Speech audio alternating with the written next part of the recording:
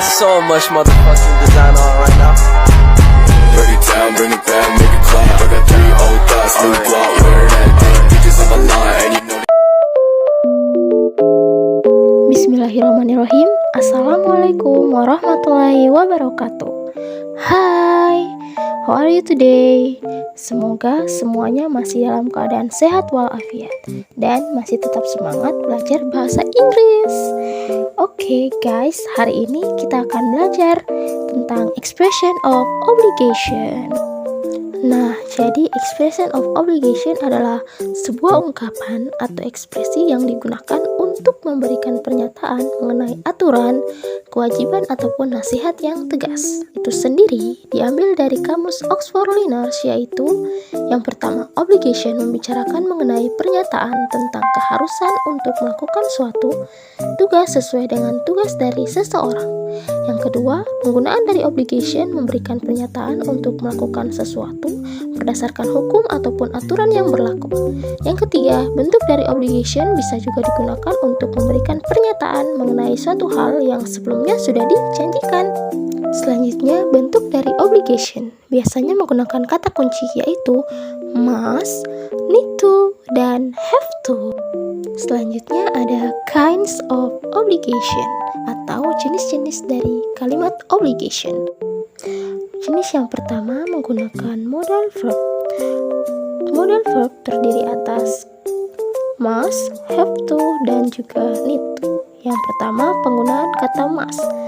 Must dalam kalimat obligation dipakai pada saat seseorang merasa bahwa sesuatu itu merupakan hal yang penting untuk dilakukan, baik untuk diri sendiri maupun untuk orang lain.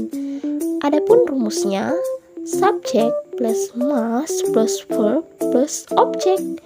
Contohnya, you must wear a uniform. Kamu harus mengenakan seragam. Contoh kedua, you must arrive on time.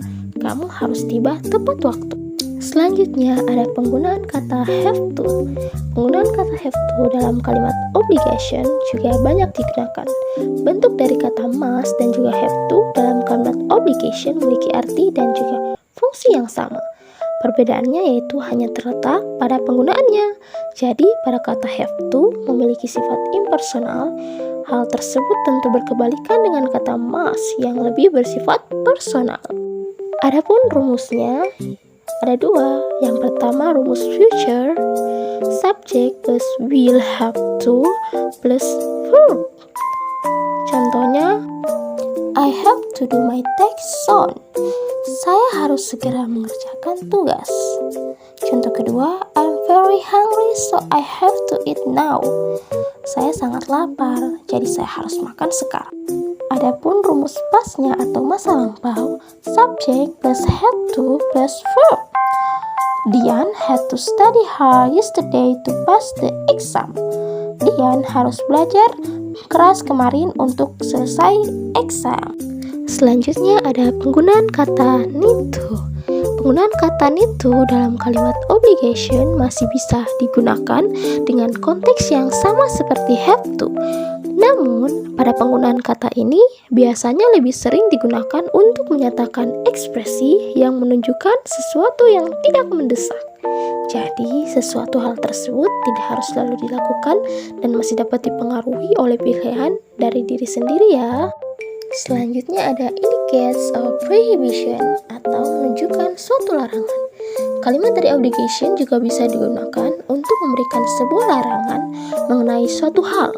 Bentuk dari kalimat ini juga memiliki rumus, yaitu must not or mustn't plus base form of the verb. Adapun contohnya, you mustn't break the promise. Kamu tidak boleh mengingkari janji. Yang kedua, we mustn't litter the public space. Kita tidak boleh mengotori ruang publik. Selanjutnya ada time of use of obligation atau waktu penggunaan obligation. Jadi waktu penggunaan obligation itu digunakan pada masa sekarang atau present, masa lampau atau past, dan masa depan atau future.